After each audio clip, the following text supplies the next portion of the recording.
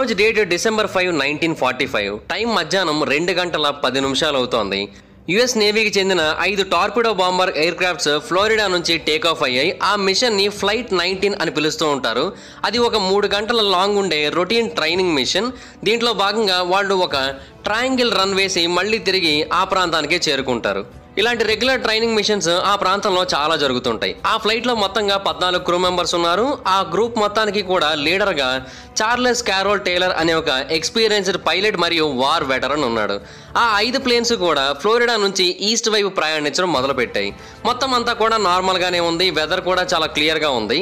అయితే take off జరిగిన 2 గంటల తర్వాత ఆ స్క్వాడ్రన్ లీడర్ ఒక విషయాన్ని రిపోర్ట్ చేశాడు. అదేంటంటే సడన్ గా వాళ్ళ కంపాస్ తో వాళ్ళకి చాలా ప్రాబ్లమ్స్ వస్తున్నాయని. ఎందుకంటే వాళ్ళ కంపాసెస్ వర్క్ చేయట్లేదు. ఈవెన్ వాళ్ళ బ్యాకప్ కంపాసులను వాడడానికి ట్రై చేసినా కూడా ఆ కంపాసులు కూడా ఫెయిల్ అవుతున్నాయి. సో వాళ్ళు ఎగ్జాక్ట్ గా ఏ పొజిషన్ లో ఉన్నారో వాళ్ళకి అర్థం కావట్లేదు. సో ఆ పైలట్స్ మిగతా ప్లేన్స్ లో ఉన్న వాళ్ళని అడుగుతూ ఉంటే వాళ్ళ యొక్క ఇన్స్ట్రుమెంట్స్ కూడా మాల్ ఫంక్షన్ అవుతున్నట్టుగా గమనించారు. సో ఆ స్క్వాడ్రన్ లీడర్ గా ఉన్న Charles Carroll Taylor radio transmissions ని ఉపయోగించి ఎయిర్ క్రాఫ్ట్ కంట్రోలర్స్ కి ఇన్ఫర్మేషన్ ని పాస్ చేశాడు. అండ్ వాళ్ళు చాలా కన్ఫ్యూజ్ అవుతున్నట్టుగా కూడా తెలియజేశాడు. 2 కంపాసులు కూడా పనిచేయట్లేదు అండ్ మిగతా వాళ్ళ కంపాసులు కూడా పనిచేయట్లేదు. ఫోర్ట్ లాడర్డేల్ విమానాశ్రయాన్ని కనుగొనడానికి మేము ప్రయత్నిస్తున్నాం, కానీ కుదరట్లేదు. మేము చాలా దగ్గరగా ఉన్నామని అర్థమవుతోంది, బట్ ఎంత దగ్గరగా ఉన్నాం, ఎటువైపు ఉన్నాం అనేది అర్థం కావట్లేదని తెలియజేశాడు. అండ్ కొంతసేపు గడిచిన తర్వాత వెదర్ కూడా వరస్ట్ గా మారడం మొదలుపెట్టింది. అప్పుడు సమయం సాయంత్రం 4 గంటల 56 నిమిషాలు అవుతోంది. టేలర్ వాళ్ళ యొక్క ప్లేన్స్ అన్ని కూడా గల్ఫ్ ఆఫ్ మెక్సికో మీదుగా ప్రయాణిస్తున్నాయి అని అయితే అనుకున్నాడు. సో వాళ్ళు గనక ఈస్ట్ వైపు ప్రయాణించినట్టయితే మళ్ళీ ఫ్లోరిడాకి చేరుకోవచ్చని అతను అభిప్రాయపడ్డాడు. సో మిగతా ప్లేన్స్ అన్నిటిని కూడా ఈస్ట్ వైపు ప్రయాణించమని చెప్పాడు. కానీ కొంతమంది క్రూ మెంబర్స్ మాత్రం ఏమని నమ్మారంటే వాళ్ళు ఆల్రెడీ ఫ్లోరిడా యొక్క ఈస్ట్ భాగంలో ప్రయాణిస్తున్నారు. సో వాళ్ళు వెస్ట్ వైపుకి వెళ్ళినట్టయితేనే వాళ్ళు ఫ్లోరిడాని చేరుకుంటారని నమ్మారు. కాకపోతే కెప్టెన్ మాత్రం తను చెప్పిందే నిజమని నమ్మాడు అండ్ అందరినీ కూడా ఈస్ట్ వైపే వెళ్ళమని చెప్పాడు. మేబీ ఆ రోజు మిగతా క్రూ మెంబర్స్ చెప్పిన మాటను కనుక విన్నట్టయితే వాళ్ళందరూ కూడా సేఫ్ గా తిరిగి వచ్చేవారేమో. ఎందుకంటే నిజంగానే వాళ్ళందరూ కూడా ఫ్లోరిడా యొక్క ఈస్ట్ భాగంలోనే ఉన్నారు. వాళ్ళు వెస్ట్ వైపుకి ప్రయాణించినట్టయితేనే వాళ్ళు ఫ్లోరిడాని చేరుకునేవారు. కానీ అలా కాకుండా వాళ్ళు ఈస్ట్ వైపు ప్రయాణించడం వలన వాళ్ళు పూర్తిగా ఈస్ట్ సైడ్ వెళ్ళిపోయారు. కొద్దిసేపటి తర్వాత వెదర్ ఇంకా వరస్ట్ గా మారింది. సూర్యాస్తమయం అయింది. మొత్తం అంతా కూడా చీకటితో నిండిపోయింది. అప్పుడు టైం రాత్రి 7 గంటల 4 నిమిషాలు అవుతోంది. ఆ టైంకి ఆ విమానాలు ఫ్లోరిడాకి ఈస్ట్ వైపే 370 కిలోమీటర్ల దూరంలో ప్రయాణిస్తున్నాయి. ఆ టైంలోనే టేలర్ నుంచి చివరగా ఒక రేడియో ట్రాన్స్మిషన్ మెసేజ్ అయితే వచ్చింది. అందులో అతను ఏమని చెప్పాడంటే, మేమందరం కూడా దగ్గరగానే ప్రయాణిస్తున్నాం. మేము ల్యాండ్ ని ఎప్పటికి చేరుకుంటామో తెలియదు. ఫ్యూయల్ అయిపోయేంత వరకు ప్రయాణిస్తూనే ఉంటాం. అది తప్ప మా దగ్గర వేరే ఆప్షన్ లేదు అన్నట్టుగా తెలియజేశాడు. అదే లాస్ట్ మెసేజ్. ఆ తర్వాత ఆ విమానాల నుంచి కానీ టేలర్ నుంచి కానీ ఎటువంటి మెసేజ్ రాలేదు. అండ్ ఈ రోజుకి కూడా ఆ ప్లేన్స్ అన్ని ఏమయ్యాయి అనేది ఎవరికీ అర్థం కాలేదు. అండ్ ఈ ఫ్లైట్ 19 డిసపియరెన్స్ జరిగిన తర్వాత ఒక సెర్చ్ మరియు రెస్క్యూ మెరీనర్ ఎయిర్ క్రాఫ్ట్ ని కూడా కింద నుంచి పైకి పంపించారు. వాళ్ళు ఏమయ్యారో వెతికి పట్టుకోమని. దాంట్లో ఒక 13 మంది క్రూ మెంబర్స్ కూడా ఉన్నారు. వాళ్ళు ఫ్లైట్ 19 మిషన్ లో ఏవైతే విమానాలు ఉన్నాయో వాటిని వెతకడానికి వెళ్లారు. అయితే ఆశ్చర్యకరమైన విషయం ఏంటంటే వాళ్ళు కూడా కనిపించకుండా పోయారు. మొదట ఫ్లైట్ 19 లో 14 మంది, తర్వాత మెరీనర్ లో 13 మంది, మొత్తం కలిపి 27 మంది ఆ ప్రాంతంలో కనిపించకుండా మాయమైపోయారు. కొద్ది రోజులు గడిచిన తర్వాత ఆ ప్రాంతంలో భారీ మొత్తంలో ఎయిర్ మరియు సీ సెర్చ్ ఆపరేషన్ చేపట్టారు. ఆ టైంలో అది one of the largest search operation. Hi friends, మీరు ఎప్పుడైనా సరే 5,000 రూపాయల ప్రొడక్ట్ 250 రూపాయలకు రావడానికి గమనించారా? లేదు కదా. కానీ అమెజాన్, ఫ్లిప్కార్ట్ లాంటి కంపెనీస్ ఏం చేస్తూ ఉంటాయంటే కొన్ని గోల్డెన్ హవర్స్ టైంలో మెగా డీల్స్ ఇస్తూ ఉంటాయి. ఆ డీల్స్ టైంలో ఒక్కొక్క ప్రొడక్ట్ మీద 90% నుంచి 95% వరకు డిస్కౌంట్ అయితే ఉంటుంది. అయితే ఈ డీల్స్ కోసం మీరు కాన్స్టెంట్గా ఆ యాప్స్ చెక్ చేస్తూ ఉండలేదు కదా. కానీ మీకోసం నేను వాటన్నిటిని కూడా కాన్స్టెంట్గా చెక్ చేస్తూ ఉంటాను. అండ్ దాంట్లో ఎప్పుడు ఏ డీల్ పెట్టినా కూడా ఇమీడియట్గా మీకు ఆ ప్రోడక్ట్ని అయితే షేర్ చేస్తాను. మీరు ఇమీడియట్గా ఆ ప్రోడక్ట్ని పర్చేస్ చేయొచ్చు దాని నుంచే. అండ్ అంతేకాదు కొన్ని ఎక్స్ట్రాడినరీ ప్రొడక్ట్స్ ఉంటాయి, వాటిని మీరు బయట ఎక్కడ కూడా చూడరు. వాటి గురించి కూడా నేను మీకు షేర్ చేస్తాను. మీరు సింపుల్గా చేయాల్సింది ఒకటే, కింద డిస్క్రిప్షన్లో మన టెలిగ్రామ్ ఛానల్ లింక్, మన వాట్సాప్ ఛానల్ లింక్, మన ఇన్స్టా బ్రాడ్కాస్ట్ ఛానల్ లింక్ ఉంటాయి. వీటిలో మీరు ఏ యాప్ ఎక్కువగా వాడతారో ఆ యాప్కి సంబంధించిన లింక్ మీద క్లిక్ చేసి ఆ యాప్లో ఉన్న మన ఛానల్ని ఫాలో అవ్వండి. దాంట్లో రెగ్యులర్గా చాలా ప్రొడక్ట్స్ అయితే మీకు అప్డేట్ అవుతూ ఉంటాయి. అండ్ ఆ ప్రొడక్ట్స్లో మీకు ఏది నచ్చినట్టయితే దాన్ని మీరు కొనుగోలు చేయొచ్చు వెంటనే. సో డిస్క్రిప్షన్లో లింక్స్ ఉన్నాయి, వెంటనే ఫాలో అవ్వండి. ఆ 2 ఫ్లైట్లని కూడా వెతకడానికి ప్రయత్నించారు. కానీ ఇప్పటికీ కూడా దానికి సంబంధించిన ఒక్క ఆధారం కూడా దొరకలేదు. ఎవరికి సంబంధించిన బాడీస్ దొరకలేదు. ఎయిర్ క్రాఫ్ట్ కి సంబంధించిన ఒక్క పార్ట్ కూడా దొరకలేదు. మొత్తం అంతా కూడా మాయమైపోయింది. అండ్ ఈ 2 ప్లేన్స్ డిసపియర్ అయిన ప్రాంతం పేరే బెర్ముడా ట్రయాంగిల్. దీని గురించి ప్రపంచవ్యాప్తంగా చాలా మందికి తెలుసు. ఇది సముద్రంలో ఉన్న అత్యంత మిస్టీరియస్ ప్రాంతాలలో ఒకటి. ఇక్కడ సుమారుగా 100కి పైగా ఎయిర్ క్రాఫ్ట్స్, షిప్స్ కనిపించకుండా మాయమైపోయాయి. అవన్నీ ఏమయ్యాయి అనేది ఇప్పటికీ కూడా పూర్తిగా తెలియట్లేదు. ఇప్పటికీ ఒక్కటి కూడా మళ్ళీ తిరిగి దొరకలేదు. ఈ ప్రాంతం యుఎస్ఏలోని ఫ్లోరిడాకి, అంతేకాకుండా ప్యూటోరికోకి, నార్త్ భాగంలో ఉన్న బెర్ముడా కంట్రీకి మధ్యలో ఉంటుంది. మొత్తం కలిపి ట్రయాంగిల్ షేప్లో ఉంటుంది. అందుకే దీన్ని బెర్ముడా ట్రయాంగిల్ అని పిలుస్తూ ఉంటారు. ఈ ప్రాంతం మొత్తంగా 5 లక్షల చదరపు మైళ్ళ ప్రాంతంలో విస్తరించి ఉంటుంది. ఈ బెర్ముడా ట్రయాంగిల్కి సంబంధించిన కథలు సుమారుగా 500 సంవత్సరాల ముందు నుంచే ఉన్నాయి. 1442వ సంవత్సరంలో క్రిస్టఫర్ కొలంబస్ ప్రపంచం మొత్తాన్ని కూడా వెతుకుతూ సముద్ర మార్గంలో ప్రయాణిస్తున్న టైంలో ఈ ప్రాంతానికి వచ్చిన తర్వాత అతని కంపాస్ పనిచేయడం మానేసింది. అండ్ ఒకరోజు రాత్రి అతను ఆకాశంలో చూస్తున్న టైంలో అతనికి ఆకాశంలో ఒక వింతైన లైటింగ్ కనబడింది. అది చూడడానికి ఒక బాల్ ఆఫ్ ఫైర్ లా కనబడింది. ఆ లైట్ నేరుగా ఆకాశం నుంచి వచ్చి సముద్రంలో పడింది. ఆ తర్వాత కనిపించకుండా మాయమైపోయింది. అక్కడ దీని యొక్క మిస్టరీ అనేది మొదలైంది. అండ్ ఆ తర్వాత కొన్ని ఎరాస్ పాటు దీని యొక్క మిస్టరీ అలా కొనసాగుతూ వచ్చింది. అండ్ ఆయా ఎరాస్లో దీన్ని వేరు వేరు పేర్లతో పిలిచేవారు. దీన్ని the grave yard of Antarctica అని, ద సీ ఆఫ్ డూమ్ అని, సర్గాసో గ్రేవ్ యార్డ్ అని పిలిచేవారు. ఈ పేర్లన్నీ కూడా 18 మరియు 19వ శతాబ్దాలలో బాగా పాపులర్. అయితే బెర్ముడా ట్రయాంగిల్ అనే పేరు మాత్రం మొట్టమొదటిసారిగా 1964లోనే ఫస్ట్ టైం ఉపయోగించారు. ఆర్గోసి అని పిలువబడే ఒక మ్యాగజైన్ ఉంది. ఆ మ్యాగజైన్లో విన్సెంట్ హెస్ గ్యాడిస్ అనే ఒక ఆథర్ ఒక ఆర్టికల్ రాశాడు. ఆ ఆర్టికల్కి అతను పెట్టిన పేరు ద డెడ్లీ బెర్ముడా ట్రయాంగిల్. ఆ బెర్ముడా ట్రయాంగిల్లో ఏం జరుగుతోంది, అక్కడ ఉన్న అన్ని రకాల సమస్యలన్నిటి వెనక ఒక మిస్టరీ ఉంది అనే విషయాన్ని ఆయన మొట్టమొదటిసారిగా ప్రపంచానికి తెలియజేశాడు. అండ్ బెర్ముడా ట్రయాంగిల్ అనే పేరును కూడా అతనే మొట్టమొదటిసారిగా వాడాడు. అయితే ఎన్నో దశాబ్దాల పాటు ఆ బెర్ముడా ట్రయాంగిల్లో జరుగుతున్న డిసప్పియరెన్స్ అన్నిటిని కూడా ఒక చోటకి చేర్చి దాని చుట్టూ ఒక మిస్టరీ ఉన్నట్టుగా వాటన్నిటిని అతను లింక్ చేసి చెప్పడంతో ఆ బెర్ముడా ట్రయాంగిల్ ప్రాంతానికి బాగా పాపులారిటీ వచ్చింది. అండ్ దాని యొక్క మిస్టరీ కూడా బాగా పాపులర్ అయింది. అండ్ అప్పటి నుంచి కూడా ప్రజలు ఖచ్చితంగా ఆ ప్రాంతంలో ఏదో ఉంది, దాని కారణంగానే అక్కడ షిప్పులన్నీ మాయమైపోతున్నాయి, విమానాలన్నీ కూలిపోతున్నాయి అనే ఒక నమ్మకానికి అయితే వచ్చారు. అండ్ దీని కారణంగానే బెర్ముడా ట్రయాంగిల్ మిస్టరీ ఇంటర్నేషనల్గా బాగా పాపులర్ అయింది. ఆ తర్వాత ఈ బెర్ముడా ట్రయాంగిల్ మీద చాలా పుస్తకాలు వచ్చాయి, సినిమాలు వచ్చాయి, కంప్యూటర్ గేమ్స్ వచ్చాయి. ఇన్ఫ్యాక్ట్ ఈ బెర్ముడా ట్రయాంగిల్ మీద సాంగ్స్ కూడా రిలీజ్ అయ్యాయి. అయితే మరికొన్ని ఇన్సిడెంట్స్ గురించి మనం మాట్లాడుకున్నట్టయితే 1918వ సంవత్సరంలో మరొక హారిఫైయింగ్ ఇన్సిడెంట్ జరిగింది. అది యుఎస్ఎస్ సైక్లోప్స్కి సంబంధించిన ఇన్సిడెంట్.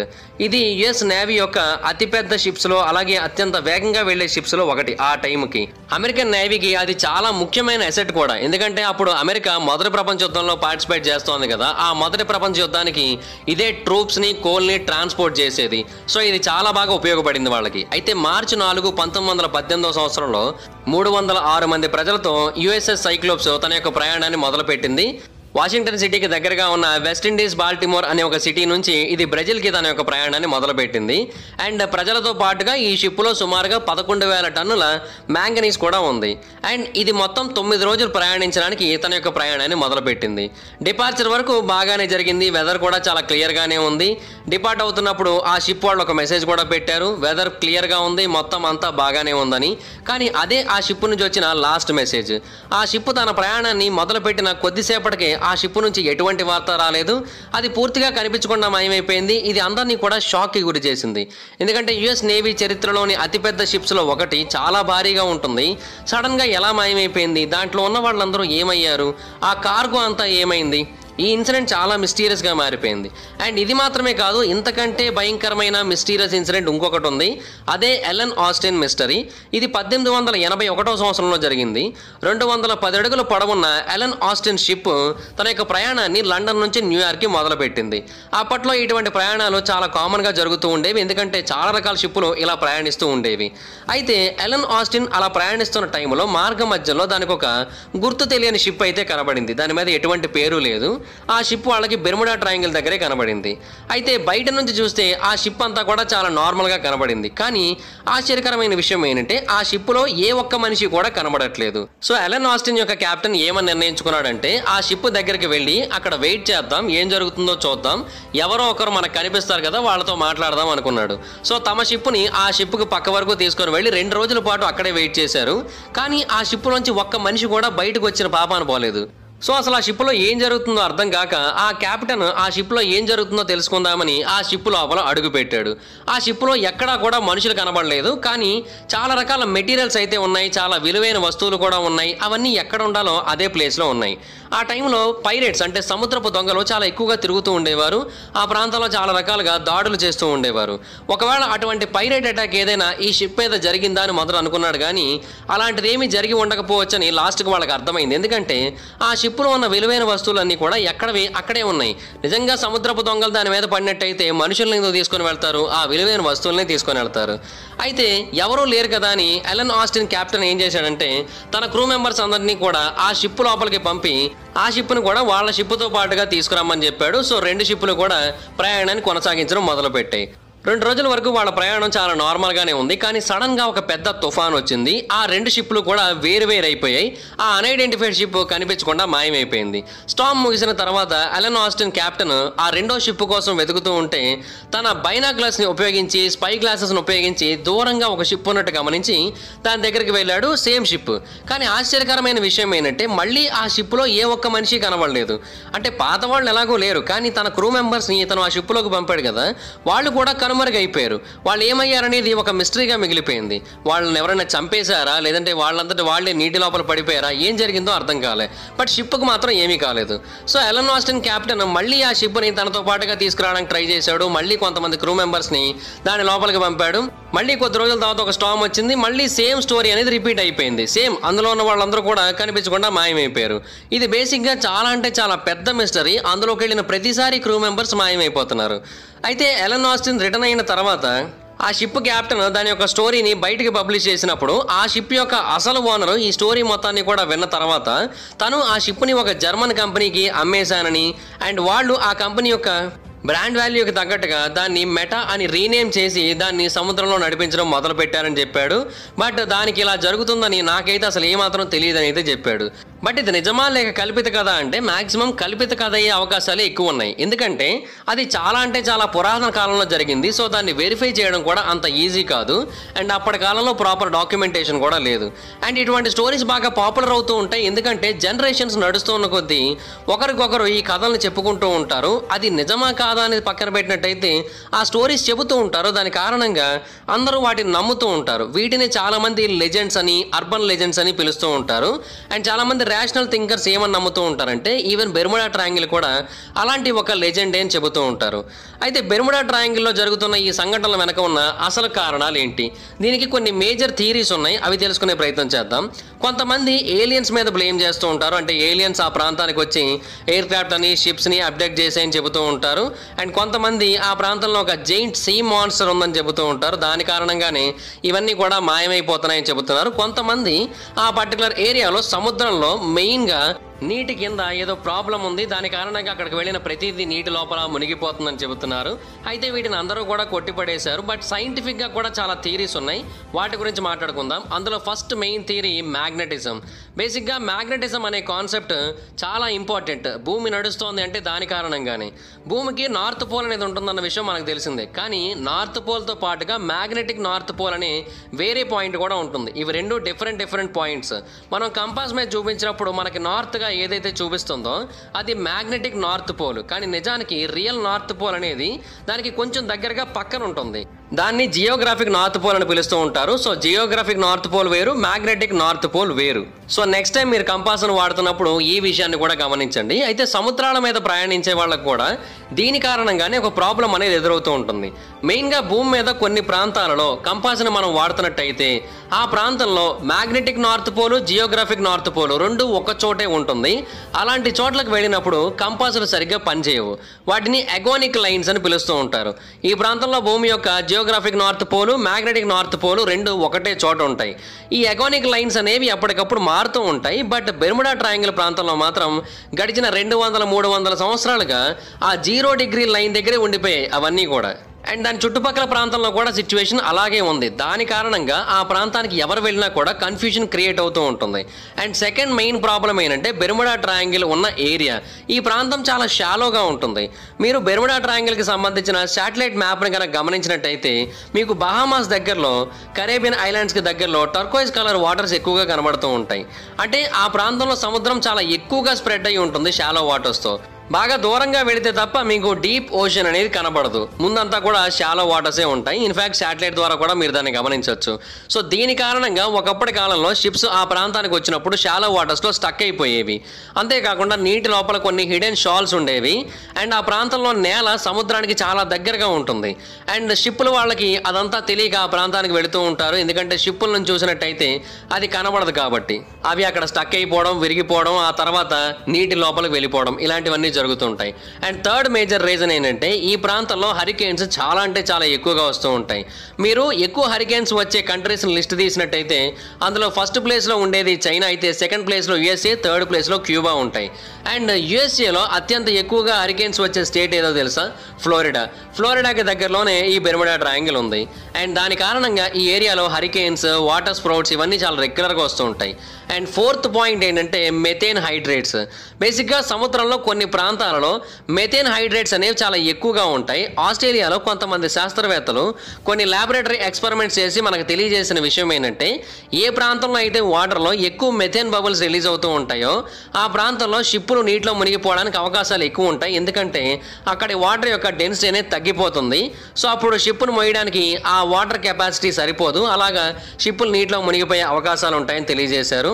మనం రివర్స్లో ఎక్స్ప్లెయిన్ చేసుకోవాలనుకున్నట్టయితే వాటర్లో సాల్ట్ కంటెంట్ ఎక్కువగా కనుకున్నట్టయితే వాటర్ డెన్సిటీ పెరిగిపోతుంది. అప్పుడు అన్నీ చాలా ఈజీగా నీటి లోపల తేలిపోతూ ఉంటాయి. ఫర్ ఎగ్జాంపుల్ డెడ్ సీని చూసినట్టయితే దాని మీదకి వెళితే మీరు చాలా ఈజీగా తేలిపోతారు కూడా. ఒక నార్మల్ పర్సన్ నార్మల్ సముద్రంలో మునిగిపోతారు, కానీ డెడ్ సీలో మాత్రం చాలా ఈజీగా తేలుతారు. సో దానికి రివర్స్ అనమాట. మెథేన్ ఉన్నట్టయితే షిప్పులన్నీ కూడా నీటి లోపల మునిగిపోతాయి. నీటి లోపల మెథేన్ ఎరప్షన్స్ చాలా చోట్ల జరుగుతూ ఉంటాయి. మెయిన్గా మడ్ వాల్కనోస్ ఉన్న చోట్ల జరుగుతూ ఉంటాయి. ఒకవేళ ఆ మడ్ వాల్కనోస్ కనుక ఎక్కువ బరస్ట్ అయ్యి మెథేన్ ఎక్కువగా రిలీజ్ అయినట్టయితే షిప్పులు మునిగిపోతూ ఉంటాయి. అండ్ ఎటువంటి వార్నింగ్ కూడా ఉండదు. అండ్ ఆ షిప్పులు మళ్ళీ ఏమయ్యాయో కూడా తెలియదు. ఇది చాలా ఇంట్రెస్టింగ్ ఎక్స్ప్లెనేషన్. కానీ బెర్ముడా ట్రయాంగిల్ విషయంలో ఇప్పటివరకు ఏవైతే డిసపిరెన్సెస్ జరిగాయో వాటికి ఈ మెథేన్కి లింక్ ఉన్నట్టుగా ఇప్పటివరకు ఎక్కడా కూడా ప్రూవ్ అవ్వలేదు. ఇంకా స్టడీస్ అయితే జరుగుతున్నాయి. ఇది సైంటిఫికల్గా ప్రూవెన్, బట్ బెర్ముడా ట్రయాంగిల్ విషయంలో మాత్రం ఇంకా ప్రూవ్ అవ్వలేదు ఈ విషయం. And fifth explanation and most important explanation ఏంటంటే హ్యూమన్ సైకాలజీకి సంబంధించిన విషయం. దాన్ని బార్డర్ మెయిన్ హాఫ్ ఎఫెక్ట్ అని పిలుస్తూ ఉంటారు, లేదంటే ఫ్రీక్వెన్సీ ఇల్యూషన్ అని కూడా పిలుస్తూ ఉంటారు. ఇది ఒక సైకలాజికల్ ఎఫెక్ట్. అంటే మనం ఏదైనా ఒక విషయాన్ని నోటీస్ చేయడం మొదలు పెడితే ఆటోమేటిక్గా అది మనకి మరింత ఎక్కువగా కనబడుతుంది. మనం మరింత ఎక్కువగా నోటీస్ చేస్తూ ఉంటే అది మనకి మరింత ఎక్కువగా కనబడుతూ ఉంటుంది. ఆటోమేటిక్గా అది మన బ్రెయిన్లో చాలా ఎక్కువగా తిరుగుతూ ఉంటుంది. ఫర్ ఎగ్జాంపుల్ మనం ఒక బైక్ను కొన్నాం. అప్పటి వరకు ఆ బైక్స్ మనకి సిటీలో ఎక్కువగా ఉన్నట్టు కనిపించదు. కానీ మనం బైక్ను కొనగానే సిటీలో అటువంటి బైకులు చాలా ఉన్నట్టు కనిపిస్తూ ఉంటాయి. మన కళ్ళ ముందు అటువంటి బైక్ ఏదైనా వెళుతూ ఉంటే మనం కొనగానే అందరూ ఇలాంటి బైకులు కొనేస్తున్నారు అని అనుకుంటూ ఉంటాం. కానీ నిజానికి సిటీలో అంతకు ముందు కూడా అలాంటి బైకులు చాలానే ఉంటాయి. కానీ వాటిని మనం నోటీస్ చేయం. కానీ ఎప్పుడైతే మనం వాటిని కొంటుంటామో అప్పటి నుంచి మనం వాటిని నోటీస్ చేయడం మొదలు పెడుతూ ఉంటాం. సేమ్ బెర్ముడా ట్రయాంగిల్ విషయంలో కూడా అదే జరిగింది. బెర్ముడా ట్రయాంగిల్లో నిజంగానే కొన్ని ఎయిర్ క్రాఫ్ట్స్, కొన్ని వెజల్స్ కనిపించకుండా మాయమైపోయాయి. కానీ మీరు గమనించినట్టయితే ఈ ప్రపంచంలో అలాంటి ప్రాంతాలు చాలానే ఉన్నాయి. సముద్రాలలో ఎన్నో చోట్ల ఇటువంటి డిసపిరెన్సెస్ ఎన్నో జరుగుతూ ఉన్నాయి. ఎయిర్ క్రాఫ్ట్స్ కానీ, షిప్స్ కానీ బెర్ముడా ట్రయాంగిల్ కాకుండా వేరే ప్రాంతాలలో కూడా ఎన్నో మునిగిపోతూ ఉంటాయి. For example famous Malaysian air craft flight అయిన MH370 కూడా నీటి లోపల మునిగిపోయింది. అది బెర్ముడా ట్రయాంగిల్ కాదు. దాని గురించి కూడా ఒక డీటెయిల్డ్ వీడియో చేస్తాను తర్వాత సెపరేట్గా. అండ్ ఇలాగా బెర్ముడా ట్రయాంగిల్ లాంటి మిస్టీరియస్ ప్రాంతాలు చాలానే ఉన్నప్పటికీ కూడా బెర్ముడా ట్రయాంగిల్ గురించి ఎక్కువగా నోటీస్ చేయడం మొదలుపెట్టి దాని యొక్క డిసపిరెన్సెస్కి, దాని యొక్క ఇన్సిడెంట్స్కి ఎక్కువగా అటెన్షన్ పే చేయడం మొదలుపెట్టారు. దాని కారణంగా బెర్ముడా ట్రయాంగిల్ ఇంకా పాపులర్ అవుతూ వచ్చింది. కానీ నిజానికి బెర్ముడా ట్రయాంగిల్ బయట జరుగుతున్న వాటిని మనం ఫోకస్ చేసినట్టయితే అప్పుడు మనకు అర్థమవుతుంది ఇది అంత ప్రత్యేకమైనది ఏమీ కాదని. జర్నలిస్ట్ అయిన లారీ కూష్ అనే పర్సన్ ఒక పుస్తకాన్ని రాశాడు. దాని పేరు the Bermuda triangle mystery solved అని. అందులో అతను కూడా ఇదే మాట చెప్పాడు. మనం బెర్ముడా ట్రయాంగిల్లో జరుగుతున్న ఇన్సిడెంట్స్కి చాలా ఎక్కువగా ప్రియారిటీ ఇస్తున్నాం. అందువలనే బెర్ముడా ట్రయాంగిల్ యొక్క మిస్టరీ మనకి రోజు రోజుకి పెద్దగా అనిపిస్తుంది. ఇటువంటి డిసపియరెన్సెస్ అన్ని కూడా ఎందుకు జరుగుతున్నాయి అని అనిపిస్తుంది. కానీ నిజానికి ఈ భూమి మీద చాలా ప్రాంతాలు అలా జరుగుతూనే ఉన్నాయని తెలియజేశాడు. ఇంకా ఎలెన్ ఆస్టిన్ స్టోరీ విషయానికి వచ్చినట్టయితే అది ఖచ్చితంగా ఫ్యాబ్రికేషన్ అయ్యే అవకాశాలు చాలా ఎక్కువ ఉన్నాయి. National oceanic and atmospheric administration of US వాళ్ళు ఏమని తెలియజేశారంటే బెర్ముడా ట్రయాంగిల్లో ఎయిర్ క్రాఫ్ట్స్ కానీ షిప్స్ కానీ డిసపియర్ అయిపోతున్నట్టుగా మా దగ్గర ఎటువంటి ఎవిడెన్స్ లేదని తెలియజేశారు. అండ్ ఏవైతే మిస్టీరియస్ డిసపియరెన్సెస్ బెర్ముడా ట్రయాంగిల్లో జరిగాయో అవి బెర్ముడా ట్రయాంగిల్లో మాత్రమే ఫ్రీక్వెంట్గా జరుగుతున్నట్టు, ఇంకెక్కడా జరగనట్టు మా దగ్గర ఎటువంటి ఆధారం లేదని అయితే తెలియజేశారు. యుఎస్ కోస్ట్ గార్డ్ వాళ్ళు కూడా అసలు బెర్ముడా ట్రయాంగిల్ అనే ప్రాంతాన్ని ఉన్నట్టుగా కూడా మేము గుర్తించట్లేదు, అది షిప్పులకి కానీ ప్లేన్లకు కానీ చాలా ప్రమాదకరమైన ప్రాంతం అని మేము రికగ్నైజ్ చేయట్లేదని కూడా వాళ్ళు తెలియజేశారు. సో బెర్ముడా ట్రయాంగిల్ అనే ప్రాంతం ఏదైతే ఉందో అది హెవీలీ ట్రాఫిక్డ్ ఏరియా కూడా, దాని కారణంగా కూడా అక్కడ అటువంటి మిస్టరీ ఒకటి క్రియేట్ అవుతూ ఉండొచ్చు. ఎందుకంటే షిప్స్ ఏరోప్లేన్స్ హెవీగా తిరుగుతూ ఉంటాయి కాబట్టి ఆటోమేటిక్గా ప్రమాదాలు జరిగే అవకాశాలు కూడా ఎక్కువ అవుతూ ఉంటాయి. సో దాని కారణంగా కూడా మేబీ ఆ ప్రాంతంలో అటువంటి మిస్టరీ అయితే క్రియేట్ అయి ఉండొచ్చు. అండ్ ఆ ప్రాంతంలో హరికేన్స్ చాలా ఎక్కువగా వస్తుంటాయి. అండ్ అలాగే గల్ఫ్ స్ట్రీమ్ కూడా ఆ ప్రాంతంలో ఉంటుంది. దాని కారణంగా షిప్స్ రెగ్యులర్గా ఆ ప్రాంతంలో మునిగిపోతూ ఉండొచ్చు. బట్ అంత మాత్రాన ఆ ప్రాంతం మాత్రమే మిస్టీరియస్ ప్రాంతం అని అయితే కాదు. అండ్ షాలో వాటర్స్ కారణంగా కూడా కొన్నిసార్లు ప్రమాదాలు జరుగుతూ ఉంటాయి. అంతేగాని ఏలియన్స్ యొక్క యూఎఫ్ఓల వల్ల అయితే అస్సలే కాదు. సో బెర్ముడా ట్రయాంగిల్ మిస్టరీకి మన దగ్గర ఆన్సర్ అయితే వచ్చేసింది. ఫ్రీక్వెంట్ హరికేన్స్ కారణంగా, షాలో వాటర్స్ కారణంగా, అక్కడ ఉన్న హెవీ ట్రాఫిక్ కారణంగా ఈ భూమి మీద ఉన్న ఎన్నో ప్రాంతాల్లో జరుగుతున్నట్టుగా అక్కడ కూడా డిసపిరెన్స్ అయితే జరుగుతూ ఉంటాయి. ఇన్ఫ్యాక్ట్ WWF వాళ్ళు 2013లో ఒక డీటెయిల్డ్ స్టడీ చేశారు. అంటే నీటి లోపల ప్రయాణించడానికి షిప్పులకి అత్యంత ప్రమాదకరమైన 10 ప్రాంతాలు అని అయితే వాళ్ళు ఒక ఆర్టికల్ రిలీజ్ చేశారు. ఆ టాప్ 10 మోస్ట్ డేంజరస్ వాటర్స్ లిస్ట్లో అసలు బెర్ముడా ట్రయాంగిల్ అనేది లేదు. సో వాళ్ళు ఏమంటున్నారంటే అసలు బెర్ముడా ట్రయాంగిల్ వీటితో కంపేర్ చేస్తే నథింగ్ అని చెబుతున్నారు వాళ్ళు. సో మిస్టీరియస్ డిసపిరెన్స్ అనేది కేవలం బెర్ముడా ట్రయాంగిల్లోనే కాదు, అన్ని చోట్ల జరుగుతున్నాయి. సో మనం దాని గురించి ఎక్కువ కంగారు పడాల్సిన అవసరం లేదు. అండ్ ఇంకొకటి, క్రిస్టఫర్ కొలంబస్ ఒక బాల్ ఆఫ్ ఫైర్ని చూశాడు కదా, అది సముద్రంలో పడింది కదా, అది కూడా ఒక సింపుల్ ఆన్సర్ అయితే కలిగి ఉంది. శాస్త్రవేత్తలు ఏమని చెబుతున్నారంటే అది ఒక మీటియోర్. ఆ మీటియోర్ పైనుంచి కింద పడుతూ ఉండడాన్ని క్రిస్టఫర్ కొలంబస్ చూశాడని అయితే తెలియజేశారు. సో ఫైనల్గా నా కంక్లూషన్ ఏంటంటే బెర్ముడా ట్రయాంగిల్ అసలు మిస్టీరియస్ ప్రాంతమే కాదు, అక్కడ ఎటువంటి మిస్టరీ లేదు ఆ మిస్టరీని సాల్వ్ చేయడానికి. సముద్రాలలో ఎన్నో ప్రమాదకరమైన ప్రాంతాలు ఉన్నాయి, వాటిలో బెర్ముడా ట్రయాంగిల్ కూడా ఒకటి, అంతే. So that's guys, this is the video. ఈ వీడియోలో ఉన్న ఇన్ఫర్మేషన్ కనుక మీకు నచ్చినట్టయితే ఖచ్చితంగా ఈ వీడియోని లైక్ చేసి ఇప్పుడే ఈ వీడియోని మీ ఫ్రెండ్స్కి, ఫ్యామిలీ మెంబర్స్కి షేర్ చేయండి. ఇప్పటివరకు కారణం మన ఛానల్ని సబ్స్క్రైబ్ చేసుకోకపోతే ఇప్పుడే సబ్స్క్రైబ్ చేసుకోండి. పక్కన ఉన్న బెల్ ఐకాన్ ఆల్లో పెట్టుకోండి, నా ఫర్దర్ డేస్ మిస్ అవ్వకుండా చూడొచ్చు. చాలా మంది చూస్తాక సబ్స్క్రైబ్ చేసుకోవట్లేదు. So please try to subscribe and click the bell icon also. నా ఇన్స్టాగ్రామ్ ఐడి జబర్దస్త్ మహేందర్, మీరు అక్కడ కూడా వచ్చినట్టు ఫాలో అవ్వచ్చు. ఏదైనా ఒక టాపిక్ గురించి మీరు వీడియో చేయమని అడగాలనుకుంటే ఇన్స్టాలో ఫాలో అయ్యి నాకు మెసేజ్ చేయండి, నాకు వీడియో చేయడానికి ట్రై చేస్తాను. Thank you so much guys, bye bye. Meet next video, bye bye. Hi friends, మీరు ఎప్పుడైనా సరే 5,000 రూపాయల ప్రోడక్ట్ 250 రూపాయలకి రావడానికి గమనించారా? లేదు కదా. కానీ అమెజాన్, ఫ్లిప్కార్ట్ లాంటి కంపెనీస్ ఏం చేస్తూ ఉంటాయంటే కొన్ని గోల్డెన్ హవర్స్ టైంలో మెగా డీల్స్ ఇస్తూ ఉంటాయి. ఆ డీల్స్ టైంలో ఒక్కొక్క ప్రోడక్ట్ మీద 90% నుంచి 95% వరకు డిస్కౌంట్ అయితే ఉంటుంది. అయితే ఈ డీల్స్ కోసం మీరు కాన్స్టెంట్గా ఆ యాప్స్ చెక్ చేస్తూ ఉండలేదు కదా. కానీ మీకోసం నేను వాటన్నిటిని కూడా కాన్స్టెంట్గా చెక్ చేస్తూ ఉంటాను. అండ్ దాంట్లో ఎప్పుడు ఏ డీల్ పెట్టినా కూడా ఇమీడియట్గా మీకు ఆ ప్రోడక్ట్ని అయితే షేర్ చేస్తాను. మీరు ఇమీడియట్గా ఆ ప్రోడక్ట్ని పర్చేస్ చేయొచ్చు దాని నుంచే. అండ్ అంతేకాదు కొన్ని ఎక్స్ట్రాడినరీ ప్రొడక్ట్స్ ఉంటాయి, వాటిని మీరు బయట ఎక్కడ కూడా చూడరు. వాటి గురించి కూడా నేను మీకు షేర్ చేస్తాను. మీరు సింపుల్గా చేయాల్సింది ఒకటే, కింద డిస్క్రిప్షన్లో మన టెలిగ్రామ్ ఛానల్ లింక్, మన వాట్సాప్ ఛానల్ లింక్, మన ఇన్స్టా బ్రాడ్కాస్ట్ ఛానల్ లింక్ ఉంటాయి. వీటిలో మీరు ఏ యాప్ ఎక్కువగా వాడతారో ఆ యాప్కి సంబంధించిన లింక్ మీద క్లిక్ చేసి ఆ యాప్లో ఉన్న మన ఛానల్ని ఫాలో అవ్వండి. దాంట్లో రెగ్యులర్గా చాలా ప్రొడక్ట్స్ అయితే మీకు అప్డేట్ అవుతూ ఉంటాయి. అండ్ ఆ ప్రొడక్ట్స్లో మీకు ఏది నచ్చినట్టయితే దాన్ని మీరు కొనుగోలు చేయొచ్చు వెంటనే. సో డిస్క్రిప్షన్లో లింక్స్ ఉన్నాయి, వెంటనే ఫాలో అవ్వండి.